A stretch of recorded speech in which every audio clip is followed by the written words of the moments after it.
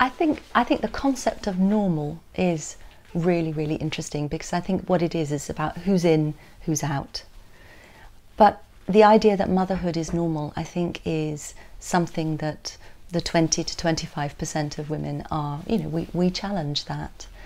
But to find your way as an individual through this process, to realise that normal is a mental construct, that it's not a kind of observable, objective reality. In the UK and globally, childless women do not exist in novels, in films, as themselves, i.e. as women. They represent something. They nearly always represent bad women. If you look at fairy tales, if you look at Snow White, if you look at Disney films, if you look at Cruella de Vil in 101 Dalmatians, bad women, evil women, psychotic women, they're always childless. So we represent the deviant woman. We don't represent us. I think there is, obviously there is discomfort around powerful women in general in our societies, certainly in Anglo-Saxon societies. If that woman is also childless, there is a suspicion around her that she is perhaps cold, perhaps selfish, ruthless, that there's something about her that is not fully woman. It was an extraordinary moment because we had two unelected, members of the Conservative Party who were going forward for the leadership job, which, because they're in power, would mean Prime Minister. Theresa May, someone who'd had a lot of experience as being Home Secretary. Andrea Leadsom, much less experience at a ministerial level. She felt that as she was a parent, she had a tangible stake in the future, and that somehow this qualified her to, to make decisions in a different way.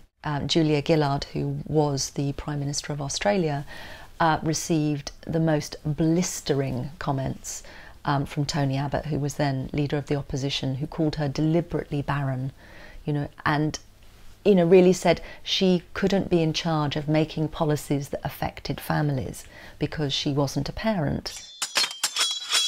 I notice when I read interviews with female CEOs, of top organisations, there's often a sense, she does this, she's amazing, and she's got 4 kids.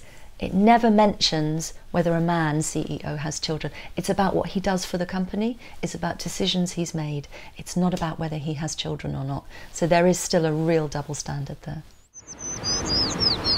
The overvaluing of motherhood as an institution, not of individual mothers, you understand, because I'm not anti-mothers. I think it is so high at the moment to almost counteract the fear around, well, what happens if more women choose not to have children? So it's back to the shaming and the stereotypes again.